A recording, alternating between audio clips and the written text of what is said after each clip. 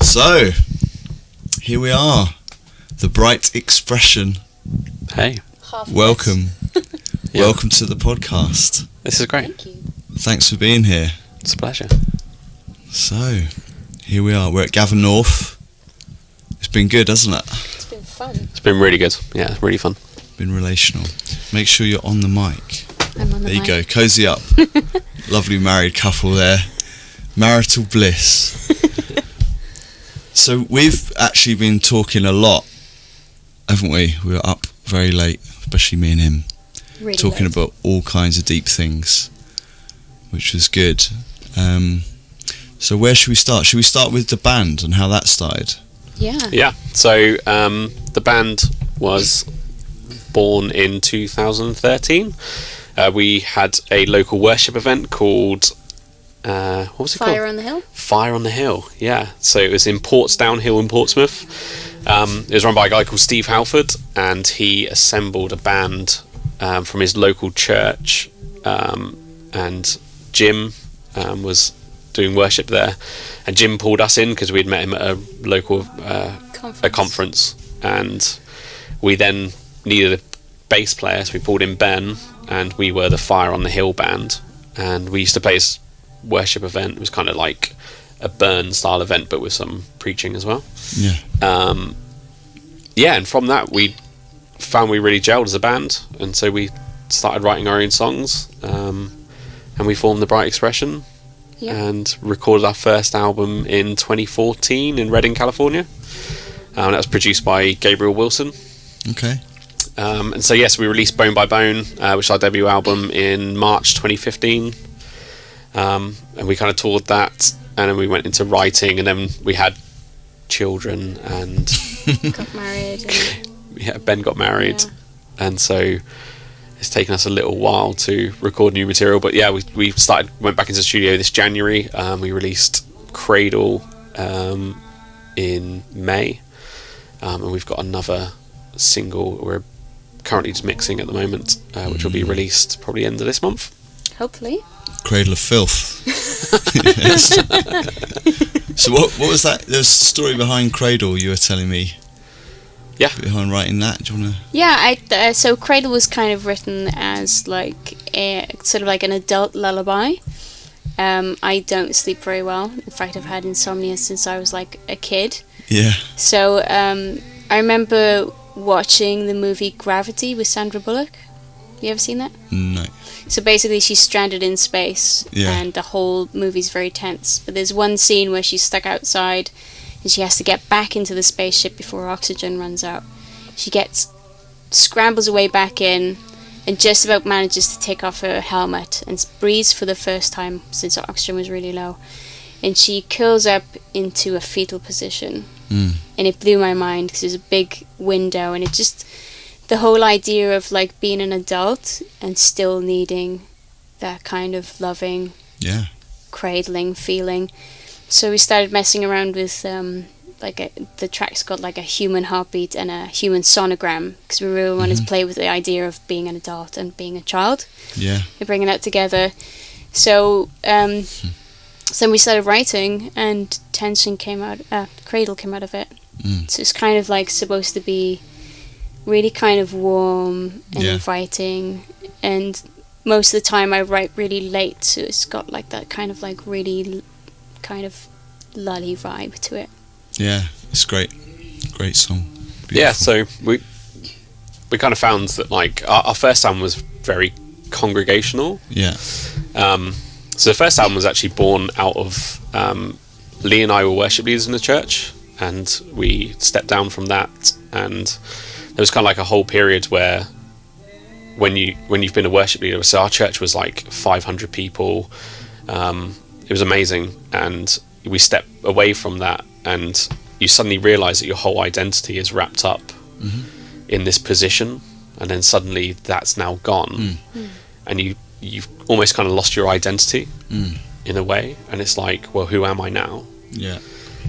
And so our whole album, Bone by Bone, was kind of written out of this place of, you know, when our ministry was gone, you know, like, and this whole new journey was beginning, that like people were telling us, you're done. Like, it's going to take you years to climb the ladder in another church to be a worship leader again. Really? You know, this kind of hierarchy and that we've kind of developed in churches. And, you know, none of that interested us. And we were kind of like, well, what does this look like? So that's why we wrote songs like Resurrect Me, from the debris, you know, from when everything's been brought down to a complete level where, you know, you've almost self-destructed your own ministry in a way. You know, where do I begin? It's like, it's just like, you know, you're kind of standing in the debris of your previous ministry. It's like, well, who am I now? You know, and really kind of leaning on him and trusting, you know, and that whole new journey beginning. And that's where, like, Bone by Bone, and that was quite a worshipful album, but also was kind of moving into slightly into a third space. And I think between kind of worship and CCM, and I think like we're moving more into that third space even more so now, and kind of intentionally writing away from congregational worship, which you can feel quite boxed in.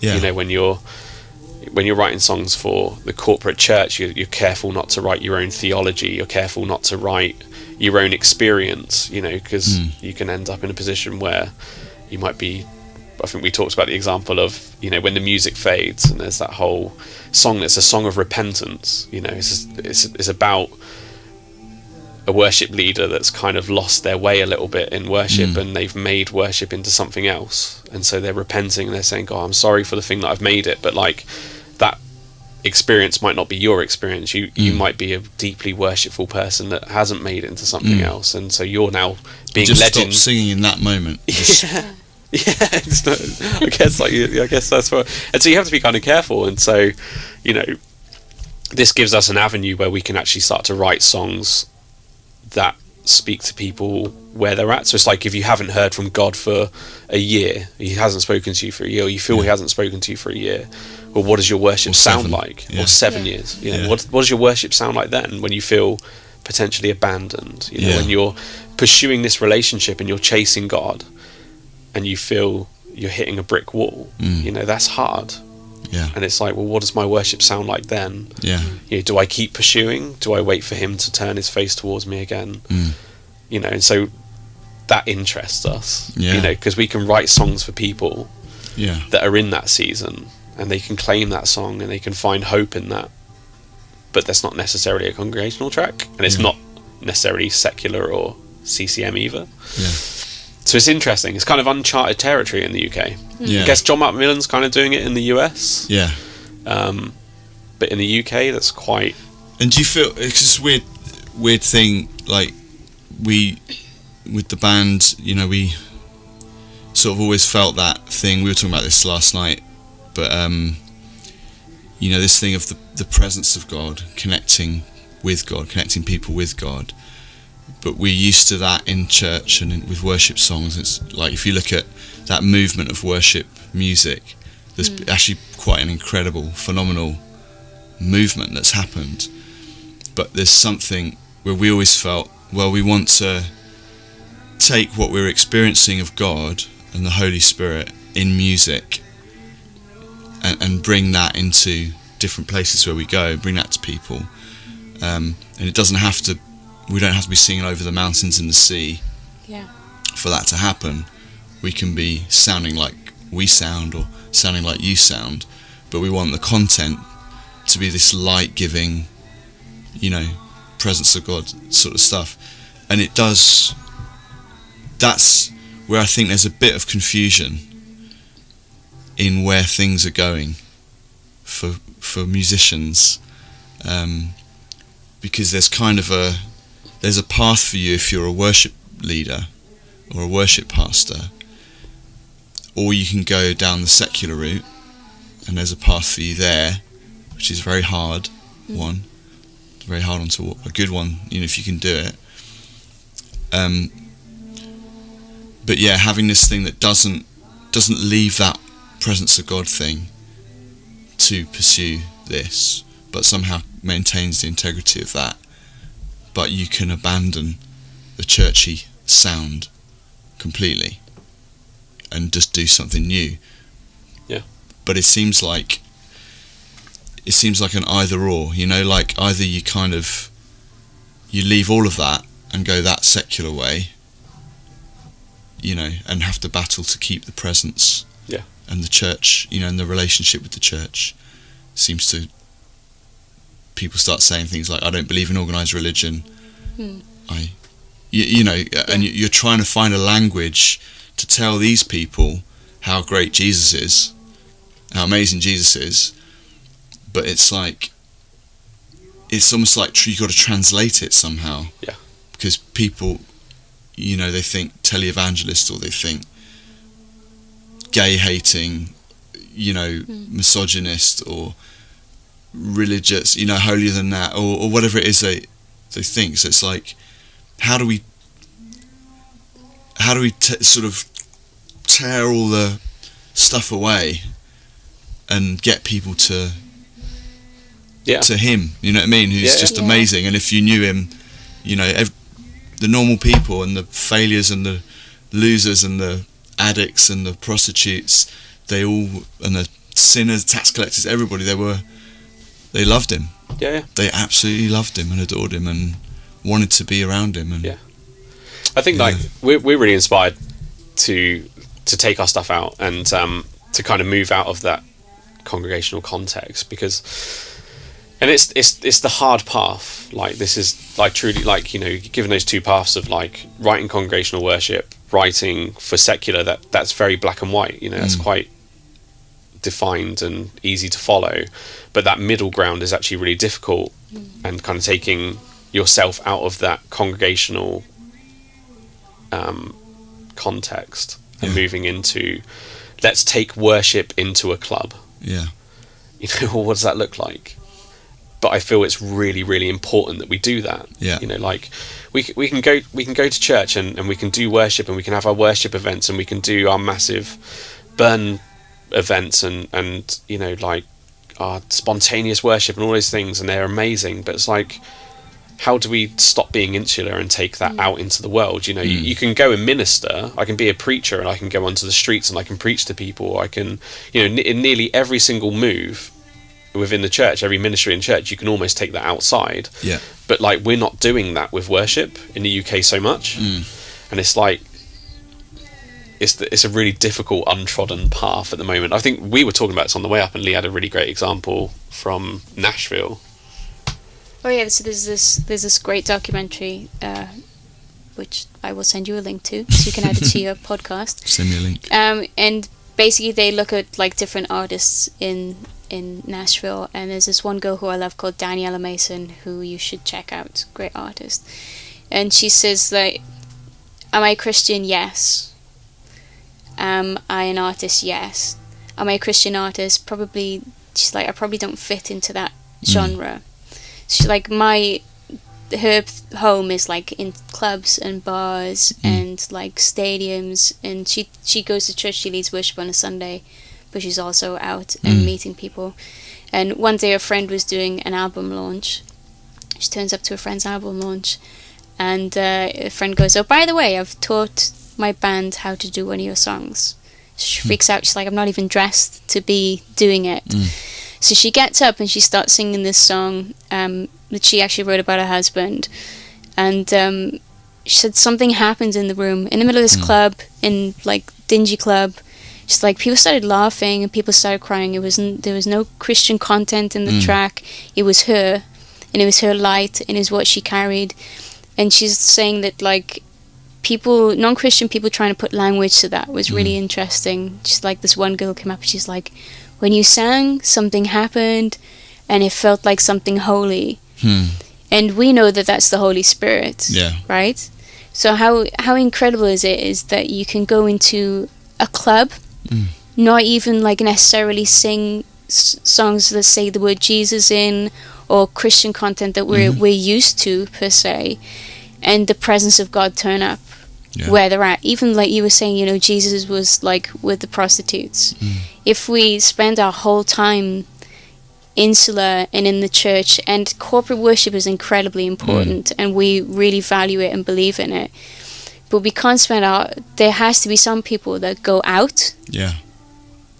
And you may not write songs that Christian people think are Christian, but you're still at the core and at the center of you is this love for Jesus, is this love for God, and it's not even necessarily about whether you sing stuff that people are used to. It's about what you carry and what you bring and your presence.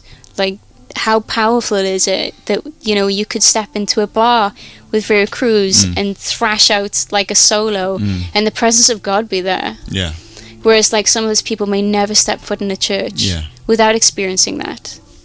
Yeah. I mean, I think that the thing we found, I mean, we've seen that, you know, many times. Some powerful things I can remember, and like you say, people respond. You know something's happened because it hasn't just happened for you; it's happened in the room for them too. And people, I remember one guy in LA, you know, grabbing me, almost like pushing me against the wall, going, "The devil was in the music, man. The devil, you know, like, the devil was in the music, man. Robert Johnson, you know." It's just like all this sort of stuff, and I was like, well, that wasn't the devil. Appreciate what you're saying, but that wasn't the devil, you know. That was God. Whatever. Didn't go much further. So than something moved him that he couldn't he knew explain. it was deep and spiritual and blues, and he attributed that to something it wasn't. Something that he knew. I think for us it was always like,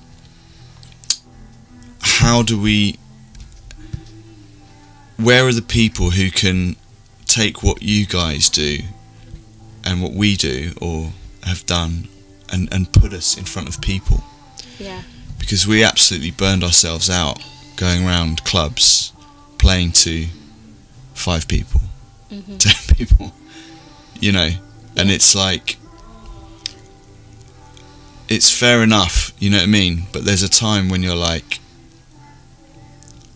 you know, we're meant for more than this is meant for more, you know, and it almost feels like you need those gatekeepers, those people who can just go, I want that there. And we've had moments of that where countries have opened up or we've been given an audience, you know, and it's just I think that's where you experience the tension of like the commercial business aspect of Christian music and, you know, like wanting to be able to break new ground and kind of take a risk. So like for a record label, it's like, write me a CCLI hit. You know, I need like a top 100 hit so that we can make our money back on royalties, because there's so much money's gone out of the industry. I mean, we got like Spotify streaming, people aren't making money from albums anymore, labels aren't paying for production costs, you know, so it's like, well, we'll give you some marketing budget and that's about it. And so for them, it's a difficult sell to tell them, actually, we're not interested in writing CCLI hits, you know, but we're... Just one. Just write one? Can you not just write one? Because it's already kind of sewn up by these top artists, right? Yeah, it's like, it seems like it's that, yeah. difficult to break into. Yeah, that. Even when you know them and they're your friends. Yeah, 100%. And it's like... and then you've got the whole relationship thing, so you become friends with people that are gatekeepers, but you don't want to abuse that relationship, you know. It's like, I'm not friends with you because especially if you're English, you don't. I don't want to be friends with you because you can open some door for me. I want to be friends with you because you're aware of that little bit. It's a bit dark. But it does. It's in your mind all the time, right? It's just kind of like, I don't want to push this because like I don't want to be seen to like be. But that's kind a of good pushing. thing, isn't it? That's a good thing. Because you know when you meet people and they're pushers and grabbers. And you think, like, I don't know. That ain't gonna. It's good to let go of that stuff. Some respect.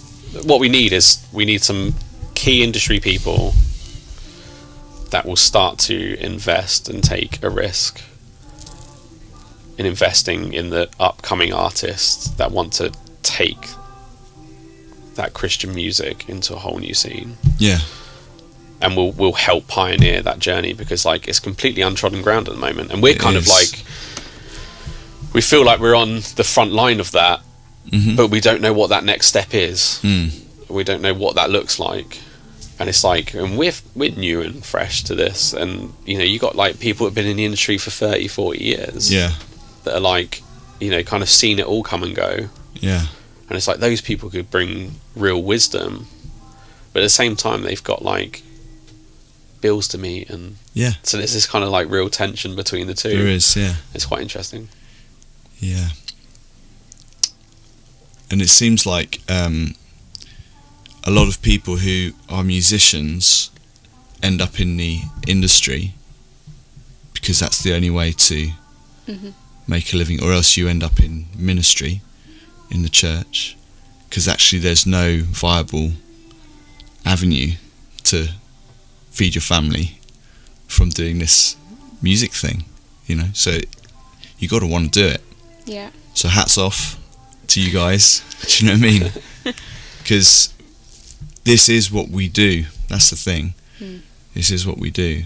And it's a strange thing for us, because we pretty much stopped the band for a long period, and then we were invited to Kingstock, which we should give a shout out to Kingstock. Massive shout out. Coming up, and you guys playing there this one on the Saturday night. Saturday. When is it? Next week. Yes. Next weekend. So this won't be out by then. But anyway, Kingstock was awesome. Kingstock was amazing. Your set on the Saturday was incredible. Smashed it. But they kind of, through Dave Griff, you know, Dave the Griff, he was like, oh, you should get Veracruz to play, they're just up the road. So it kind of got us out of retirement. But I think the connection that you have as musicians who've played together for so many years, it's like, if you were to start that process again, it's almost like life's too short. Because the chemistry between us is so strong, you know, and the songs, they're like, the songs are kind of like they're prayers, you know, they're your prayers. And like you say things in those songs that you don't say on a Sunday morning, you know, and that wouldn't really be right to say for everybody.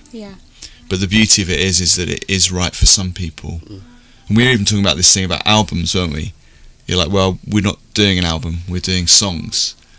But with an album, like, you don't really know which songs are the songs that are gonna it's the songs people. you think are going to be great aren't. Sometimes. It's like on our last album, my favourite song is Louder.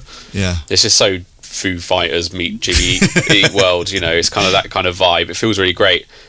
On all of our stats, it's the least listened to song, and I think it's like one of the best. Which is the favourite one? Doing a New Thing. And then our new track.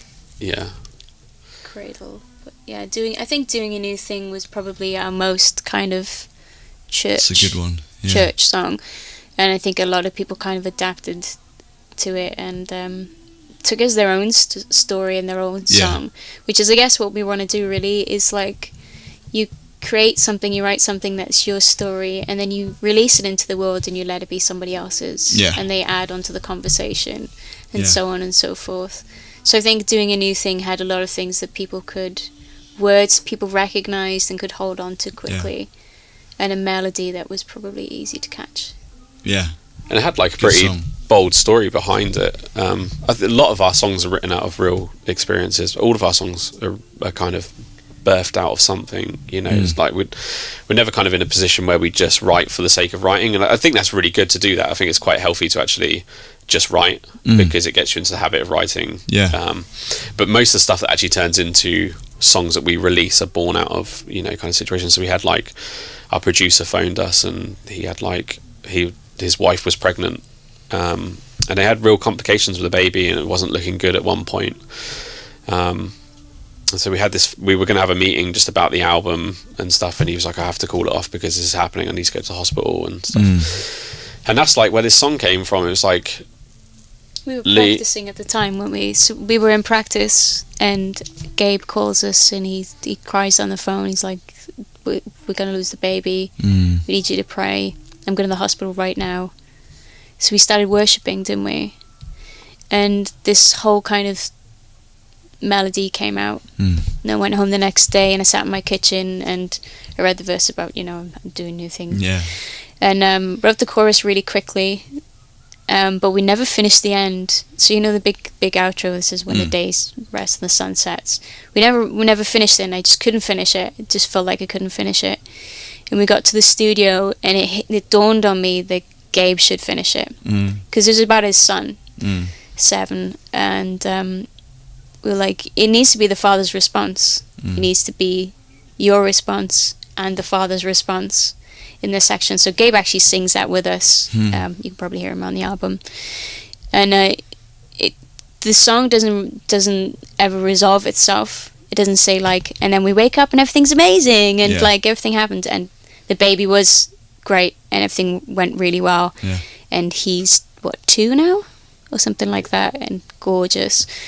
But the song doesn't resolve itself because not everything is flowers and daisies and joyful, and it's hard to be in church and it's one extreme to another. It's all like, woe is me, I'm awful, and we all have those moments. I mean, the Bible's full of it, right? The Bible's full of it. Quote me on that one. But like there's always like this strong lament and then there's joyful, like make a joyful noise, and that I think that's where we stand in church, one extreme to the other. Yeah. And most songs resolve themselves for like in fact, most of the Psalms do, don't they? They resolve. Doing anything doesn't resolve itself. Yeah. Because we don't always know all the answers. That's where you went wrong. Well, maybe. Could have had a CCLI hit there. Could have been a big hit there. But like, we don't always have the answers, and that's okay. It like, has to be, doesn't it? We have to live in this kind of tension where like we don't know everything. Yeah. And that our only thing is that we hope that God is in the center of everything. And that's it. We just hold on to hope. And that like there is a tomorrow. And other things do happen, and there are sunny days, and there are great stuff, and there's got to be something that anchors us, but it's not always the happiest of endings. No. And you have to be realistic. I think there's so much pressure in church to write songs that are like happy endings, or like very strong, I'm really sad about this sort of stuff. And it doesn't have to be. It's unrealistic. I think there's like, you can be sad about your sin. Absolutely. 100%. But you kind of have to accept suffering, right? Yeah. And be joyful through it somehow. Yeah. Or resilient through it. And it's not, you can't shake a fist at God, can you?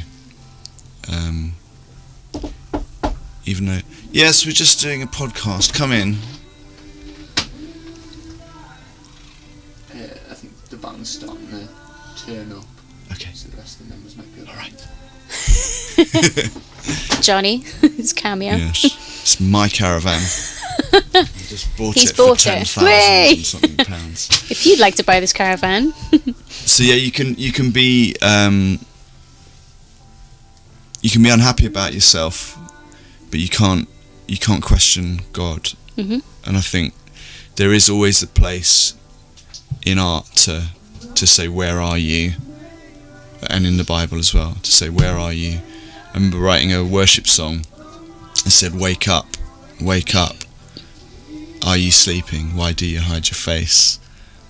Wake up, you know. And remember my pastor saying, I'm going to get some for this. But it's alright.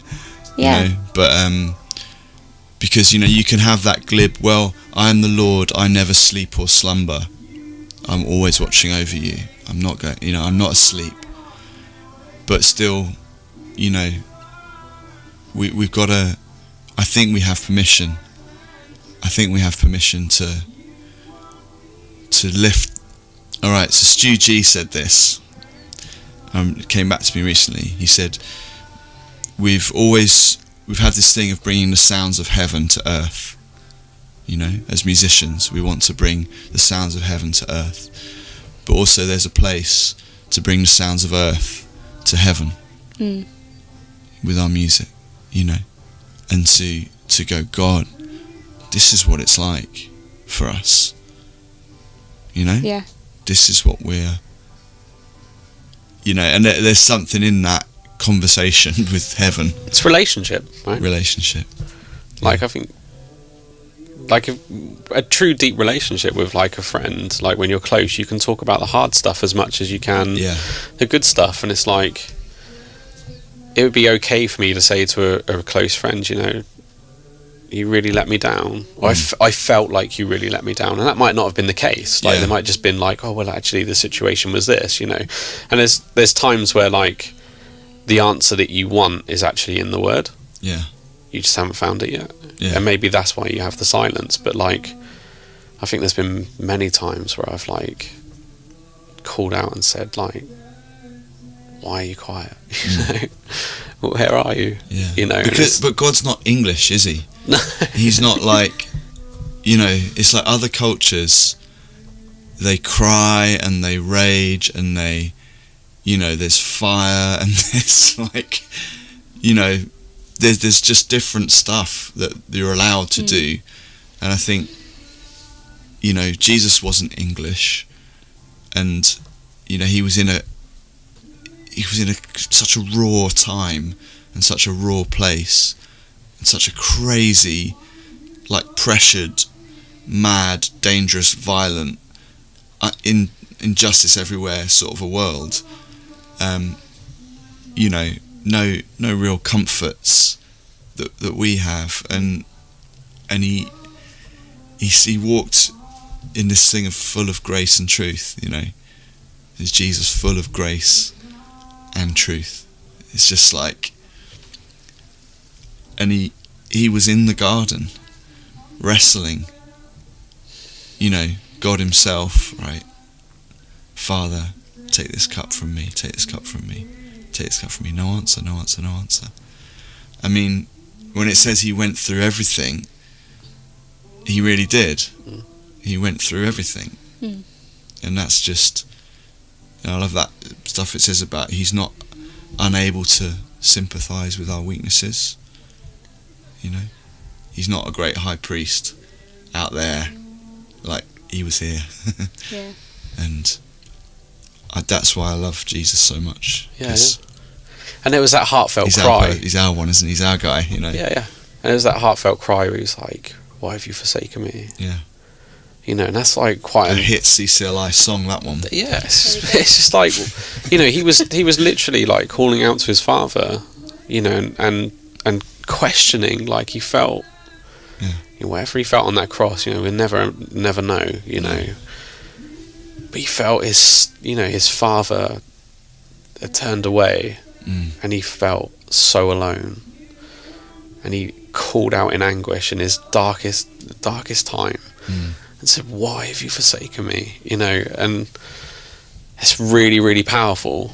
It's horrendous. And then, you know, we get in trouble for writing songs that are like maybe sometimes asking God, you know, these questions. Like, and I've like, we're fine with it. Like, you know, kind of being able to write songs in those times, right? But it's just like, God. But we were saying, like, as well, the amazing thing about that psalm that David wrote is that he was probably feeling abandoned by God. He wasn't picturing Jesus on the cross somewhere, but that's the amazing link between, and this is why we've got to sing out of what we feel and what we experience, because it does have the power to become prophecy, you know, it becomes prophetic in that. So the fact that Jesus was the son of David, you know, but the thing that came into his mind in that moment was a song. Yeah. I think it says in the word something about, like, the testimony of the spirit of prophecy. Spirit of Jesus, Spirit of prophecy is the spirit of Jesus. So it's like, when you testify about your own experiences, people can kind of take hold of that. Yeah. And it becomes almost prophetic for their life. Yeah. I think it's something really, really powerful in that. And something telling your story. Yeah. And that's something we're really keen to do. Yeah, I think that, like, generally the church just needs to be, you know, we sing songs like "You Make Me Brave." Well, let's be brave in our writing. You know, it's like you're an artist and you have a painted by numbers canvas, and that's all you can paint on. Yeah. And it's about time you know, if you take those numbers away, an artist can paint something incredible and still in the same theme and language of the church.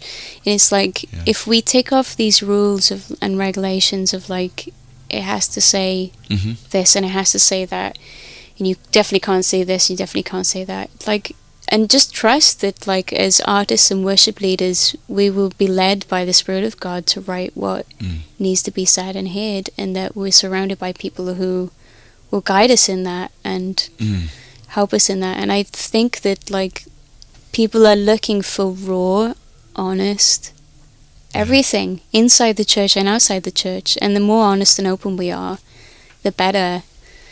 And I think that's really exciting, that there's people like you and like us and Pyramid Parks and Rivers and Robots who are, like, seeking to use new language and go out there. Yeah. The more we're out there, the more chances of us coming across these people and them seeing the light and the spirit that we bring on a stage, or in a conversation over coffee, or around a fire with an acoustic. It doesn't really matter. And they'll see that light and that love and that difference and be drawn to the church, be drawn to God, be drawn to the thing that drives us and makes us different. And we shouldn't be scared to do that. Yeah. I think it's like you shouldn't be scared to innovate and do new things. And doing a new thing. Doing anything. It's a good song. It's a good song. By expression. It just doesn't end. Never ends. But I think that's, do you know that guy Brian Houston? Not Hillsong one, but the Northern Irish one. But we went over to Northern Ireland doing some worship stuff, and they were doing kind of like a wine and worship evening in the basement of a church, Northern Ireland somewhere. And Paul McNeely brought us over. He's the guy who does Open Skies. It's the sort of David's tent type thing over there. And we were in this basement, and he just served us the whole night. Not wine. He just served us, like, he gave us his guitars, he set up his amps for us, set up the drum kit, set the PA, and then he was, like, mixing from the side of the stage, but he was just worshipping, standing there with his hands up, just, like, going for it, the whole night while we were playing. And he didn't get up and do anything. I think he sort of interviewed somebody and poured the wine for people. And I emailed him afterwards. I was just like, dude, thanks for that. Because he's a little bit older, and he's always been doing this inside the church, outside the church, inside the church, outside the church thing. I was just like, it was really encouraged me, just the way you served us. It's just amazing. And he wrote me a big email saying, what did he say? Welcome to the Church of the Flapping Fish or something. He's talking about being like a fish outside of water. Yeah. It's on the side, like, just flapping around. But and then he just was speaking words over me, like, you're a blues man, you're a minstrel of God, you're a worshipper, it's who you are. And it was just like, I'm never going to be completely at home in the church. I'm never going to be completely at home in a club. I'm always going to be pulled in both directions, and never quite, like those guys in there don't quite want me because I'm a Christian, but they kind of do, but they kind of don't, Yeah. And then there's definitely moments when people don't want that, don't want you because of that, and that's normal. But also in the church, you sort of feel like, I don't fit in here. But then it's like, but actually I need them, they need me, and it's the family, it's the family, and that's it. It's a non-negotiable. It's like, you can't have Jesus and then not love his bride. You just can't. I'm sold on that now. It's like, you can't. Do you know what I mean? And then you can't have Jesus and not share it with the world. And you can't have Jesus and not go. Yeah. You're not following him if you don't go. Yeah, so you've got this kind of really interesting blend of the two. That's like, creates awkward. This... Yeah.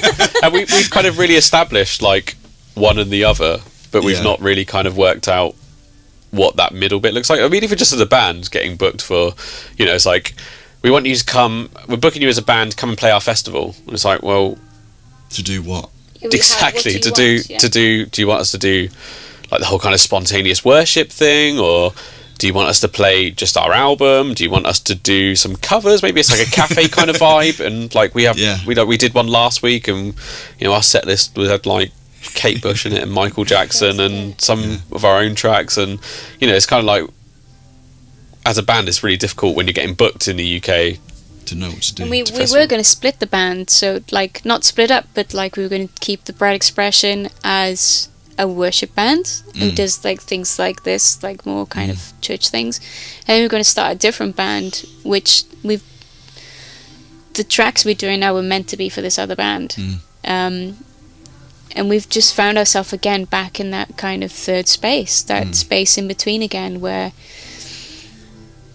we have to do this. We have to be the between from worship and non-Christian and sit in the middle, and that is difficult. But if we can but it's awesome as well. Yeah, if God can stick us on a ball in space, surrounded by other planets, then the possibilities are infinite. I think this may have stopped. Maybe the recording has been stopped automatically. I think I'm out of battery. We just said something really awesome. No, it's probably heresy, and your camera's gone. I think we need to stop anyway. Awesome. Okay. Sorry about that. Maybe I'll just put a little ending on. Yeah, you do a sum up. Karate chop. Well. Was that right? Yeah. Oh, we could do an audio ending. Let's do an audio ending. We'll just put a picture up. So we ran out of video, but we still have audio.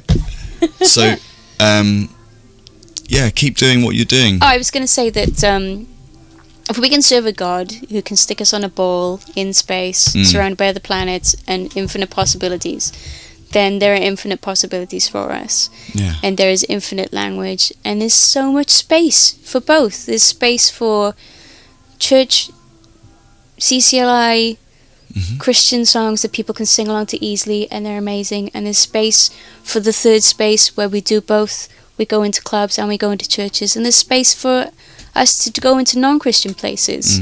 There shouldn't be boundaries on where we go. No. There was no boundaries on Jesus. He was with the priests and the prostitutes. He mixed it up all over the place. He was everywhere, and that's what we should be doing, or that's what we feel called to do, particularly in the music industry, is to be in both. Yeah. And I don't think there's anything wrong with that. It's a very difficult space to be in, because like you said, are you meant to be doing church stuff, and then people in church stuff want you to do more church stuff, and then people outside of that want you to do club stuff, and then you find yourself in the middle, and that's difficult. But it's also super exciting that people are open for you to go into a club as a Christian, mentioning the name of Jesus, not being ashamed of the fact you're a Christian band, and standing next to a guy in a bar chatting about God. Yeah, we actually, when we were talking about maybe splitting the band up into two things, kind of, we'll carry on with the Bright Expression doing kind of worshipy stuff, and then we'll have this other whole band that will be more secular but singing about godly things. We spoke to Doug Ross, Tom Mills, we spoke to our producer Gabe, and we just saw them, and we were kind of, what do you think about this idea? And we made sure we got lots of feedback. And the one thing I'm really glad about with bringing it into the Bright Expression is we released Cradle, which I don't think is a song that's very out there, in terms of it feels quite worshipful to me, and it's the whole story behind it, as we explained, is a real kind of godly experience, and but it's facilitated this conversation. So we have people that are just we love the track, it's great, and we have this whole other sort of side where it's is this what Christian music is now? We had one response was something like, a song containing hypnotic elements doesn't mention anything biblical or God is called Christian music in 2018 ? Nice. And that's our best review so far. That was a good one. It was, I didn't sort of read that and go, oh wow, I'm really offended by that, it was really negative. I'm it's really great that our music is facilitating a conversation, because it's okay, well, what does Christian music look like, in 2018? A lot of Christian music doesn't have any lyrics, does it? A lot of classical music. Yeah. So my challenge is to all the songwriters in the UK, it's if you release a song and you're not facilitating conversation, you're doing it wrong. It's a good challenge. Boom. And on that note, yeah. Well, it's good talking to you. We could talk more, but the video's run out. So bring us back. Yeah. Kingstock. Come over. Yeah. I feel like I need to be like a regular panel person. Yeah, you could do. It'd be good. We need the other one in there as well, don't we? We do, yeah. Yeah. Thanks for having us. Yeah. All right, bless you guys. Thank you so much. And check out The Bright Expression. Thanks, man. Amen. Great.